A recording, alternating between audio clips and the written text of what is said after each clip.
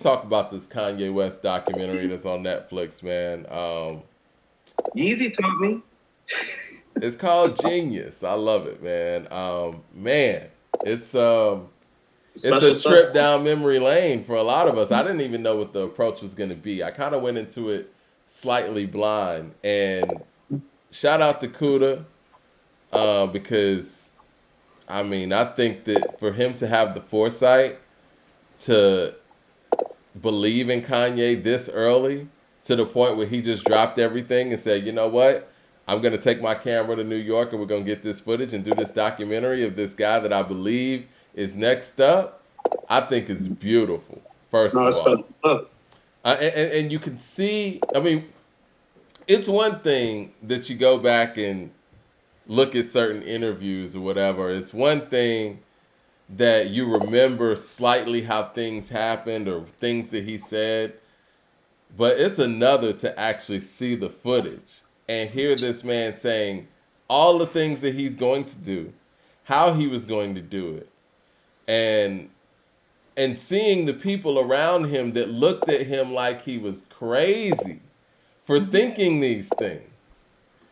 It's amazing, man. And again, even when Kanye does things that people don't totally understand altogether, I'm always riding with him and like, you know what, let me listen to him again and see where he's I'm coming always from with it. listening. Yeah. You know what I'm saying? I never write Kanye off as crazy because even in that documentary, in the first episode that we saw, I mean, we haven't seen the other parts of it. I'm sure it's going to get even better. You could tell people were like, you can't do that. You can't do this. If he listened to the people who told him what he couldn't do, he would be nowhere. And he told them with all confidence. He knew what he was going to do, how he was going to do it. Hmm? And it worked for him, even though it seemed like the person that seemed to act like his biggest mentor after the fact showed him no love. Jay Z showed him no love in that documentary. In that first episode, Jay Z did not look good. Dame Dash showed him a lot of love. And I know Dame Dash probably wanted, you know what I'm saying, to keep his team happy and all of that, but he showed him love. Jay was treating this guy like a dude off the streets, like a fan after he made the blueprint. Like, dude, this man just made Heart of the City for you. He made Takeover for you. He made Izzo for you. Mike, you're worried about the wrong Crazy. thing. See, no, no, no. See, let's go back to history. So, first of all, there's so many places to go with Kanye, always at all times. So we're actually going to start with Kanye and not start with Jay. Okay. With Kanye, and I'm going to tell you something. The issues that I take with him today, with some of the things that he have done, production and engineering wise aside, but when we get into how he is approaching things with involving God and Jesus and the incorporation of it, I want you to understand something. This is the guy that made Jesus Walks. Mm-hmm. Never before in any point in hip hop have I ever seen somebody claim the things that he was claiming early on before this documentary, and it becomes so.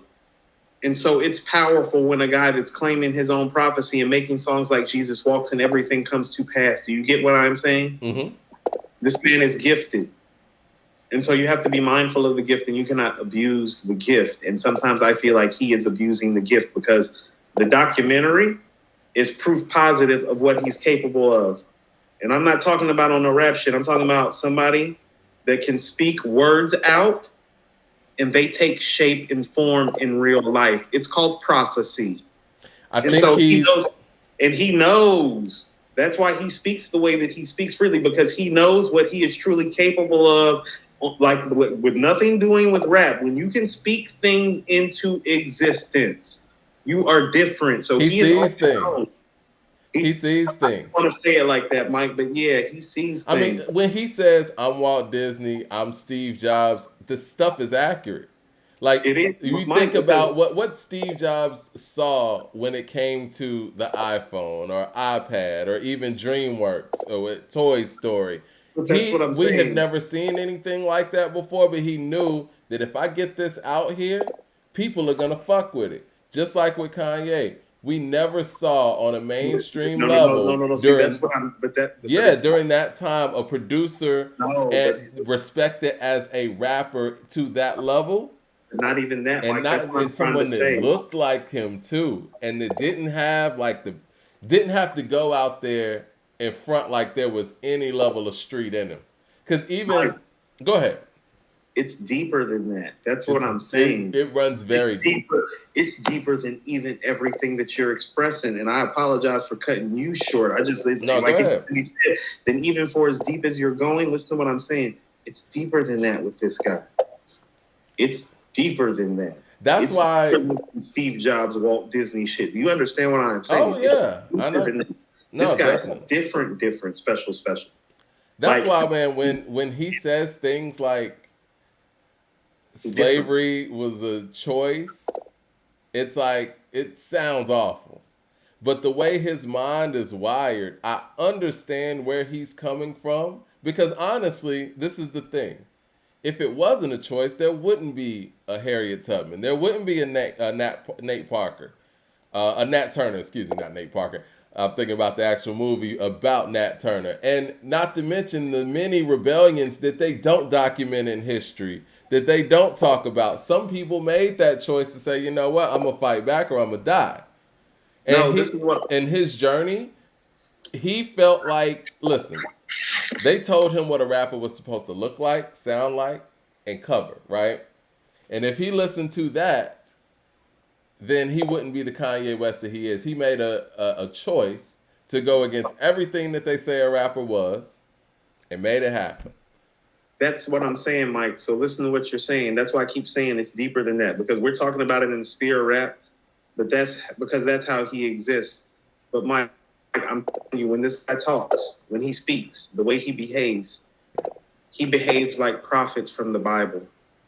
When I hear him, I don't hear rap shit. I hear Ezekiel. Do you know who Ezekiel is? Like in biblical terms, Mm-hmm. like Ezekiel during his time, people thought he was crazy because he would wake up sometimes and get these visions or these prophecies from God, and he would just run out into the streets and tell everybody about the judgment and the things that were coming and what was going to happen. And people be like, there Ezekiel go again, Crazy talking Ezekiel. this crazy shit out here in the streets again. And then what kept on happening is all the things started coming to pass that Ezekiel was saying all those years, and Ezekiel stopped looking crazy over time. But what had happened was that so many things got stripped from Ezekiel in order for people to see him, like Ezekiel's wife got taken from him. And him losing his wife actually wasn't about Ezekiel, it was about people's inability to see the prophecy that Ezekiel was speaking. What is happening to Kanye right now? I see Ezekiel. That's why I mean it's deeper than even on some rap shit. It's deeper than rap with this guy. Like he's got whole prophecy over him.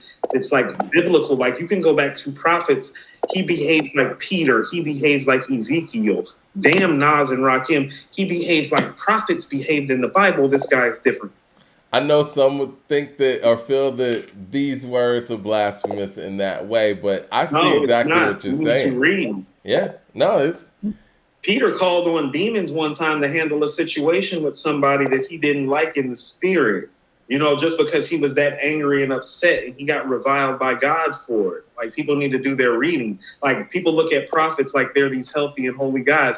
There's a reason that Paul is talking about being celibate. He's talking about being celibate because none of the other prophets and apostles are. They're out here doing the things that you're doing. The prophets behave more like us. They behave more like Kanye. I do think it's very interesting though, right? Moses was bitter. I think it's very interesting that Kanye has always had a spirituality to his music. I mean, I know they kind of attributed it to soulfulness with the soul samples, but even outside of that, there are other people who use soul samples from Just Blaze to Heatmakers and even Bink. But when Kanye does it, it feels different. One of the parts that I really loved on that documentary was when he wanted to get Scarface on Jesus Walks. It's my favorite And part. he brings Scarface to the studio. And as great as Scarface is, great songs that he's been on, he plays Jesus Walks for Scarface and he just doesn't get it. And you know what? That shit happens. Like, there's times I've been in the studio with people who played stuff that came out later. I didn't see the vision. They saw it and it was big. And then Kanye, being the smart artist that he is, he plays Scarface Family Business, and he loves it. And they knows that that's something that's straight up in Scarface's vein. And even with that soul sample on Family Business, the way he approaches that song, it has a umph to it, a soulfulness that it ain't even about the soul sample. You feel where this guy's coming from. And it's not because he is the dopest MC. He has some of that Scarface Beanie Siegel in him where he's able to make you feel shit that ain't even street shit. He can make you feel that nostalgia of having to share bed with your cousins and stuff like that everybody has been through. Actually, you want to know, he might be the only dude that's not a street dude that can make you feel, because all the other dudes are street dudes. Beans, Scarface, Ghostface. Like, yeah, all those other guys are like some street dudes. Pop, you know what I'm saying? Like Ye's the only one that makes you feel on that level without being a street dude. And you want to know what? That Scarface part was very very key to me too, because like just for me, and this is just a Scarface fan of me, it's like, man, if Face couldn't see this guy in the spirit early and see that thing, nobody in hip hop was about to see that thing. This guy is special. Guy's special. That's what I took away from it. Mike, you want to know what I thought about? I thought about this. You know that footage where he's just walking around Chicago at night and he just got his crew with it? I don't know, dudes are big. Chicago ain't the type of place you even walk around at night like that. Well, I mean, I think that city... It's like he was home and he was unafraid, and he was like when you look at him, like if you look in his eyes when he's walking around, when he's back in Chicago, he looks like a guy that is possessed with something. He said he loves it. You know what I mean? One of the parts that stuck out for me too, speaking of the Chicago part, is when he was talking to, oh my God, his name slips me. The producer that he said taught him a lot outside of No ID. No, not No ID. But the other guy. Huh? What was his name? Diggs? No, it started with an I. Somebody in the chat helped me out. But anyway, he got on the radio and was dissing Kanye, right? Yeah, and Kanye called him up like, yo, well, it didn't call him up. He called some people like, yo, what's going on? Whatever. He pulled up on dude like, look, man, what's going on? Not on some rah-rah shit. He was like, look, I want to get this straight. Right. I mean, listen, I think that what I really got from this documentary so far is he is showing how he stuck to his guns and how nobody in that industry believed in him as an artist. The one person I felt like really believed in him as an artist that I could see it visually was Mos Def. Yeah, Doug Infinite. Doug Infinite's the guy. Thank you in the chat. Doug Infinite. That's the guy that was Infinite. Okay. Yeah. What were we saying? I'm sorry. That's why I said Diggs. It was Doug. Right. You could see Moses' sincerity. Yeah. Like somebody that was sincerely impressed and enjoyed being around and vibing with Kanye. There was a sincerity to the vibe. When he was rapping his 2 words verse, like you could tell he was... The 2 words verse, the way Mos looked at Kanye, he was like, hold on. Let me tell you something. And Mike, and you know this because as our people are finding out, you can spit. I'm about to drop my stuff tonight to you probably. But when you can spit and you don't know somebody else can spit, and they come after you and they spit at a level that's comparable to yours, even if you feel like they don't have you faded, it makes you shoot them that look like next time we rap. That's what's up. Yeah. Next time, but like it's that next time we rap, because it's competitive. And Mos gave him that smile and that look, and that's when I'm like, Ye was dope back then because he did something to Mos. Well, you remember when Mos you remember when he used to host that Def Poetry Jam, right? Yeah, of course, yes. I remember him announcing Kanye West before anything came out when Kanye did that spoken word from one of the Gold Digger verses. I think it was the second verse. He said, I want to introduce to you guys Kanye West, the future of hip hop. Mos Def called that one. Now, I mean, Talib was there, and I can understand why Talib was hurt by some of the stuff that Kanye's been saying of recent. But it seemed like, to a degree, Talib could have wanted some production. And he got it. But Mos was there. Like, Mos was like, you could tell that he was really vibing with him. Jay wasn't. He felt him. Huh? He felt him. He did. I kind of felt like Memphis Bleak kind of wanted some beats too because he was bigging Kanye up as a producer, but he was. I like the parts that Memphis Bleak was in that doc though. Like they were having some real conversations about MCs in Chicago that you're just not coming up out of Chicago like you should be, and they got talent out there. And My, Memphis Bleak was talking like he wanted to build with the Chicago MCs. he did, and I don't care what anybody else says. Memphis Bleak never gets his credit for putting rappers on the YouTube. He's the first rapper I seen make YouTube a thing. And all those other guys around him made YouTube a thing. That even Cam on YouTube, that's Bleak. Bleak was the first rapper. Bleak was the first rapper who I knew who like had some sort of notoriety or some sort of rep that was going on YouTube because he never had enough of a rep. And I met Bleak live with Ja Rule once, and he always felt slighted and understated. And so YouTube was perfect for him. Memphis Bleak never got credit for putting rappers on the YouTube like he deserves. Now I've heard that before. You're not the first person to say that. Well, what exactly was he doing on YouTube first? Was he doing He was the first rapper that I heard popping up, talking shit, doing songs, kind of like the Jim Jones shit? Like he was the first one that I saw utilizing it. Like this is before that. I don't even remember the name of the album. I just remember the name of my favorite song on there. It's the Hypnotic with him and Beans and Jay. Before that album dropped, it had Round Here on there with Tip and Trick. Yeah. Was that like 4, 3, 2, 1 or something like that? Yeah. But the year before, he started popping up on YouTube. And even part of the whole Down South movement, Bleak is a part of that because Bleak was doing posts on YouTube from down in Miami. That's how he got plugged the Trick. This is Tip. Was he doing this before Joe Budden? I think so. This is Tip before trap music or right around trap music too. Rappers from New York weren't putting Tip on songs. Everybody in the chat saying Joe Budden was first. I don't know about that. Was Bud? Bud was early. I will say that. I'm still in Greensboro, so this is still 99 to 01 type stuff. Is that Budden? Well, around here was YouTube didn't start till like 05, I think. Yeah, around here, they probably were around similar times, maybe. We'll do the research on that. When I'm hearing about Budden. We'll do the research on that. Yeah, let's pull it up. But I feel like it was Bleak. People were saying Soulja Boy. That's possible too. Soulja Boy was the first at everything.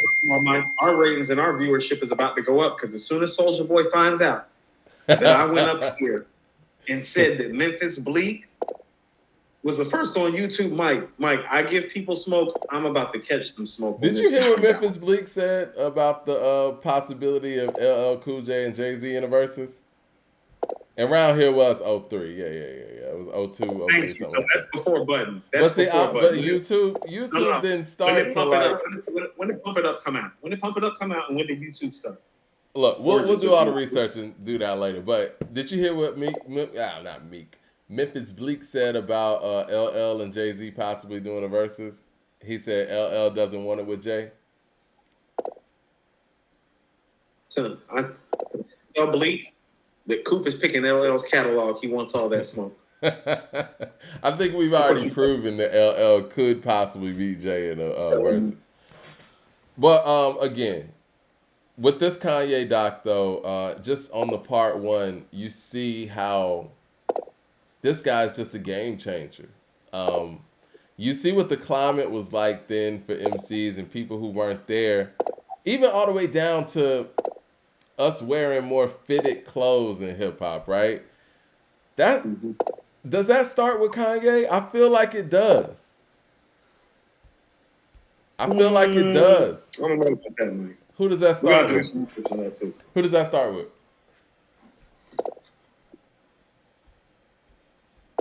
That starts with Kanye, man. Clothes are baggy until Kanye. These guys dress more like Prince than Kanye, though. I mean, it got tighter and tighter. But I'm just saying, like, when you look at like the draft class of 03 with LeBron and them in the big clothes and the big jeans, oversized suits, because Kanye was wearing actual fitted suits. Remember? I think it was him and Pharrell that were game changers, but in the sense of, rappers doing that. No, definitely. But Pharrell's Pharrell. I think Pharrell's kind of one of those. You know how they give Allen Iverson credit for tattoos or whatever in the NBA? Pharrell's more of Dennis Rodman. Dennis Rodman really did it first, but again, Allen Iverson was more of the everyday individual, more as like, like Kanye is to the rest of the rap scene. I think Kanye changed the wardrobe, and he changed the subject matter. He changed the mentality. What are you over there looking up? You looking up YouTube? Damn right. YouTube started at '05, man. We'll get to all that. We No, don't no, have a no. lot of time. It's not even that. It's the fact that Soldier Boy might be right. Damn it. Damn it, Soldier Boy might be right. Yeah, he might. All right. No, Soldier Boy tell him. God damn it. Kanye changed the wardrobe of what a rapper looks like moving forward. He really changed the subject matter. I mean, when you talk about what hip hop on a mainstream level was doing content wise, it was not what Kanye was doing. And anybody from Cole to Kendrick, and Kendrick even said on that Spotify episode that the beginnings of To Pimp a Butterfly actually started with him being on the Yeezus tour, because Kanye gave him an extra bus for the studio and actually sent him a track that was all whacked out, and it kind of started the To Pimp a Butterfly phase. Kanye's responsible for most of the game right now, or the game that was after him. That was the most fascinating part about the entire boring ass podcast. And are you talking about the Kendrick thing? Yeah. Yes, and Yeezy taught me. Yeah, Yeezy taught me. I mean, listen, man. Mike, another thing that I got. We need to get this top MC list like formatted, because here's the thing: like I gotta just guys like Eminem and Kendrick are probably gonna come out lower. Guys like Ye and Snoop are probably going to go up because we need to start weighing all things. We need to start weighing all things, man. Like, you talk about impact and all that. I mean, you look at the impact of a Snoop Dogg or Kanye West. Listen, man, this is the thing. The game-changing nature of Kanye on a mainstream level, because, again, we know people like Tribe and De La did what they were doing, even Outkast. But... No, Cass is mainstream. Cass is mainstream as a group. But Cass also... Cass is such a different group. They're just such a different group. They're very different. They're a different type of icon than Kanye is. I get what you're saying. What the thing is, they straddle early on that street and continue to just change. They changed drastically, while Kanye was able to be... I think he was a lot more vulnerable than Cass. Is that fair to say? Yes. Yeah. I mean, as far as vulnerability and honesty, you gotta go to Tupac. Yeah. You know, like I told you, Mike, Roses might be my favorite track. I know it's past visiting hours. Can we please send her these flowers? They say your heart can't take the anesthesia. I think what's even more interesting... into a seizure. Hey, chick. You know what I'm saying? Like guys don't talk like that. I think what's even more interesting about... I mean, obviously the parts with his mother, that's touching. And how big of a fan that his mother was of his music, of his career. Not even just current music. She was quoting rhymes that he had spit in like 7th grade or something, you know? And that level of support and that level of, confidence that she had in him, you could tell it spilled over into not only his individual confidence, but his confidence in what he was doing. He knew musically what he was doing was right. He knew, and that's where the prophesizing, or him being somewhat of a hip-hop prophet, if you will, comes into play. He knew what he was doing is what the game needed to be doing. He knew that's where the game needed to go. I don't think he knew that, though, Mike. I think the confidence got instilled in him, because you want to know, when his mom is instilling that confidence in him, because that's exactly what that is. Even as a grown man, she is instilling confidence in him in that moment. And just me as a man, and maybe it's because my mother was about to turn 60 yesterday and is turning 60 today. I thought about when I was a young man, the one time that I told my mother that I didn't believe that I could do something. And I can remember what the next 20 minutes were like, where she was promptly reminding me of who I was, even though I was not even aware of it as a young man.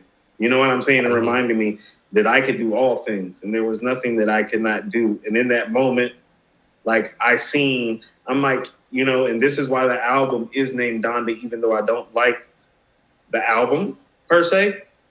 She instilled that confidence in him that makes him believe, that makes him proclaim, that makes him speak things into existence. That confidence is a direct correlation to the confidence that his mother instilled in him.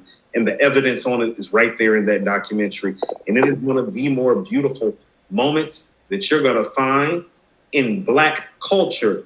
Damn, some rap shit, Mike. That's a mother and a son in Chicago bonding and speaking and breathing life into each other. And it is beautiful. It is. Beautiful. It is, man. And Can't Tell Me Nothing takes on a whole new everything. Totally different. Everything takes on a whole new phase and meaning, and like I said, I even correlate a lot of these things to what he does now. Even that story when he was talking about he was in the studio with Lil Kim or whatever, he didn't have enough money for a cab ride, and Sean wanted some beats, so he ran down the street with his dats and all that. Like, this man's been through it. Yes. And we're talking about at a time where a lot of people would feel like, hey, I'm on the blueprint. The blueprint's 5 mics. I'd have made it. He still was like, look, there's more to do. There's more to do. Even today. I mean, the news came down the wire that, he done sold, 6,000 units of those devices that are going to be playing Donda 2. It made like $1.3 million in 24 hours. Like, there's more to do. Yep. Never satisfied with himself per se, and it's not even about what everybody else is doing. It's a beautiful thing to see, and I mean, like I said, when Kanye talks, I mean, again, you just got to sit back and listen and like, okay, well, where's he going with this? Because he seemingly has been right over the past 20 years. No, see, and this is what I mean when I'm saying he's special and it has nothing to do with rap. Let's go to his first real seminal moment that had nothing to do with rap. Go look at Kanye's body language when he's saying George Bush doesn't care about Black people. You can literally see it's almost like something has a hold of him that's telling him, like, no, like, you can't be quiet in this moment. He's not for the bullshit, man. You have to speak in this moment. There is something deeper than rap that pushes him and compels him to speak and say the things that he says. And that's usually what happens with prophets. They get fed information. A prophet gets fed information at any given time, no matter what their mental or emotional state is. And so when the prophecy is getting transferred, it's getting transferred to somebody's physical and emotional state of being when it's a spiritual thing. So when we're calling him crazy, it's not because he's crazy. It's because of the rigors of what the physical world have placed on his prophecy. That's why I brought up Ezekiel and losing his wife. I think that, for me, it seems like Kanye is one of those people that he's in an industry and in a space that, let's just be real, the industry is full of very phony, fake individuals, right? And I think about that MTV Awards. What was that? 2009 or whatnot, when he jumped up on stage, the Taylor Swift situation. He just couldn't take all of the fakeness. Is like, look, man, take it. That's how prophets are. And you can even see in that Sway interview where Sway was like, trying to tell him what he should do with the clothing line or whatnot, make T-shirts. You could see him stewing, like, you ain't got the answers. Like, he was getting frustrated as Sway was sitting there talking like, look, I've done the work. You haven't done the work. Don't try to sit here and tell me what I need to be doing when I've actually not only done the work, put in the money and all of that, and you haven't done any of these things, and you actually going to sit here and give me advice on this? Mike, let me tell you something. There are people that jump on our YouTube page now, and they go to times and places in our comments where they physically see me change. And it's because the things that I'm hearing and the other things that I am hearing at the same time, they do not align and they do something to me. That's why I'm saying, like, when this dude be riffing off some of the stuff they be riffing, it's like, no, because it happened to me live. Like, Mike, you did it to me last time when you did the whole Andre thing with the commercial. it goes back to that. No. It goes back to, in my mind and in the spirit, I want you to understand what I'm hearing. Oh, he doesn't like to labor. He doesn't like to work hard. That doesn't work for what we do over here. And I'm not talking about no rap shit. So my spirit gets unrested and starts going like, oh, you don't like work. Oh, that ain't how this works. I'm about to lose it because you don't like to work. No. Like the way this order works over here with me, men work. And if you don't work, we about to have some motherfucking problems. And it's going to take something outside of the physical to calm me down and get me up off your ass, because in the spirit I am bothered and disturbed and will not be quiet and will not stop. Right. And that's what Kanye has. On 10. Yeah. And beyond me. That's what I'm saying when I'm saying he's special. Oh, no. He's special. Because it's like he can't hold it. And that's because something else has a hold of him. And that's why he tries to make an album where he invites people to speak cleanly and speak about God, because he's getting different messages. And you know what? And execution was awful. And back to that whole Sway situation, when you look back at it, and when he was doing those rants about the fashion industry, turns out he was right? Once he was able to get the infrastructure that he needed, he was able to amass this Yeezy empire that is now worth about $4 or $5 billion. He is a music and people wanted him to make T-shirts. Once again, people wanted him to be a producer, right? If he would have just sat there and listened to people and say, you know what, I can't be a rapper, I'm gonna be a producer, he would have cut himself short. People wanted him to just sell T-shirts or whatever, and not do what he felt like he needed to do on a clothing manufacturing end. If he would have just done that, then he wouldn't have had this empire. He's continuously listening to himself, betting on himself, and he's winning. And I feel like this is going to be controversial to some, especially Leroy Green, who I'm sure is in the group. I think that he has become a better businessman than Jay-Z. You want to know what? We've always looked at it from that perspective of like he's past Jay-Z because of how this has gone. But what I'm going to submit to you today is something different, because I thought about it when you told it to me behind the scenes. Well, he's always been past Jay-Z in his business mind, because this nigga was never thinking about selling a T-shirt to begin with. How about that, Mike? He was never thinking about selling a T-shirt to begin with. So when you're hearing Jay-Z on For the Fam, where he's talking about Rockaware 80 mil in like 18 months, first of all, I'm part of the people that contributed to that with those early sets of T-shirts and denim suits. Right. Understand, Kanye was never even concerned with the T-shirt, the denim suit, or the $100 million. He was literally concerned with building a brand and an empire that can compete with Michael Jordan, and he does. Prophecy. I mean, even with these STEM players are forward thinking. And, you know, and I hate to say it like this, and I love Jay. I think Jay is an incredible businessman, but what Kanye's doing, he's building products that he can pass down, where Jay is selling companies. He put in all the work. Like, imagine locking yourself in a room doing 5 beats a day for 3 summers. That's a different world like 3 summers. I deserve to do these numbers. Good night. That's what I'm talking about, the prophecy of it. He called his shot early. I deserve to do these numbers. That's on the College Dropout, is it not? You know, one of the things that he did too early on. I deserve to do these numbers. You know, one of the things he did early on that I had never seen a rapper do. He had his first 4 albums titled out the gate. He was like, I'm going to do The College Dropout, Late Registration, Graduation, and I'm going to do Good Ass Job. And I guess to him, that was going to be his last piece, his retirement piece, right? And unfortunately, I think that whole Good Ass Job thing was derailed by the untimely, death of his mother. And then he went in another direction.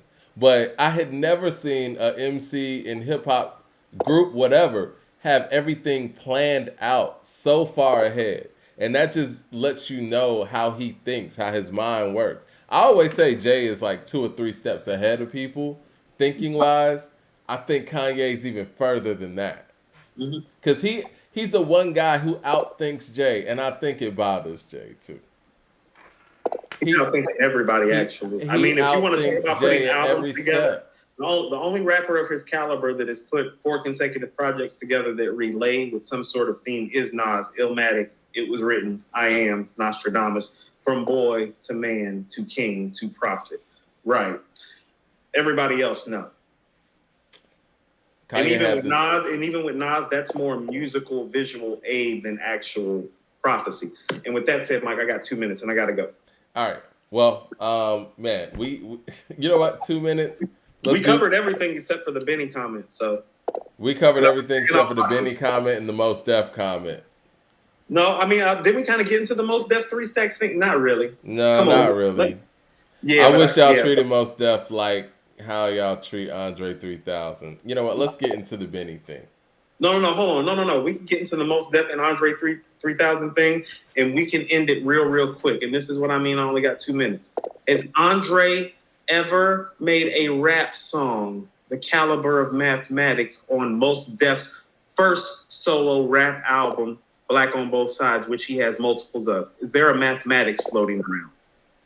I didn't even think you were going to go Mathematics. I thought we were going to go Miss Fat Booty, Mr. Nigga. No, I'm going Mathematics. I'm going 3 verses of legendary lyrical bars on this guy's first album when he has multiples. And that is why Andre 3000 does not get treated that way. Next question. What would Andre sound like over a Premiere track, I wonder? Well, we don't know. We don't know a lot of things. We know what Mos Def sounds like over a Premiere track. We know what Mos Def sounds like on a hit single. We know what Mos Def sounds like in a group. We know what Mos Def sounds like on a group album, on a solo album, on a freestyle, in the car with Dave Chappelle, knowing the leg. Oh. Have we ever heard Andre 3000 freestyle? 2 dope boys in a Cadillac. I mean, no. I ain't talking about that. I mean, it's a freestyle because he said it was a freestyle to end. I'm talking about him in the booth. Him in the booth over some beats. Like I said, Mike, next question. All right, last question before we get up out of here, man. Miss Fat Booty, Mathematics, Umi Says. Those are 3 songs that Mos Def made on his first project over 20 years ago, and we have yet to hear that output from Andre. Next question. What do you think about Benny the Butcher picking Conway the Machine over J. Cole as the best lyricist in rap right now? I think that is apropos, because From a King to a God is lyrically better than anything J. Cole has done, but the role that J. Cole is on makes this a valid conversation. And Benny is really answering this question because people are feeling like Cole smoked him on his record. I think people are underrating Benny's verbiage. I think Cole is having a nice little guest appearance run, kind of like Wayne was doing last year. Yeah. Kind of at the end of the year to start into this year. And Conway is still my favorite lyricist right now that I didn't hear in the 90s, i.e. Nas, AZ. So I think at this point you have to beat From a King to a God. I think that Pusha T lyrically. Lyrically, that's what I mean. Lyrically, you got to beat From a King to a God, and I think Pusha T is going to be the person to come through and possibly do that. I would like to see J. Cole do it. I think Magic is lyrically better than From a King to a God, and that is why I'm saying I would give Nas the lyricist title right now, because Magic lyrically is better than From a King to a God to me. But I also understand that Nas is like 50. I think that's why we're not counting Nas. And before we get out of here, I think once again we're not going to get a Kendrick album this year, so I'm not even counting him in the race. But I would like to see J. Cole, drop an album this year to contend with that conversation. But, if Kendrick does drop, I don't know, man. I like I said, after listening to that Spotify series, I think Kendrick's past his prime. I think this is it. I think he's even settled in on the fact that this is it, because he doesn't even do interviews, but you're doing an interview that's about To Pimp a Butterfly. I want you to understand this. And I've said this to you, and I'm going to say it again. Good Kid, Mad City is celebrating its 10th anniversary this year. The 4 projects that you've revered for, 3 of those projects are exciting, and 1 of them is boring, and you are doing a podcast about the boring. Hold on. In a year where your most exciting project and the project that really made you a household name is 10th year anniversary. Before we leave, managing 10 years, right? What Twist to Stay on Slow Jams, by the way, is produced by Kanye, baby.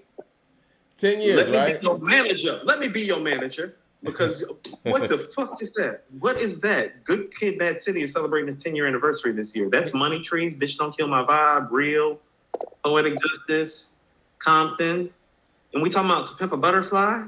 10 Because he years, made right? it all right? 10 years, right? What is he smoking on? Because it's not my top 5. He's smoking on something else doing this. It's not my top 5. You're Cool. not It's smoking 10 years, right? Rate my top 5 down again. It's not smoking on those guys. 10 years, right? 10 years, right? How long has he been missing? It'll be 10 years. 5. You've been missing for half of the time that what You've we're been missing for celebrating. half of your tenure. You're right. You've been missing for half You've of the been tenure. missing half of the time that we've been celebrating.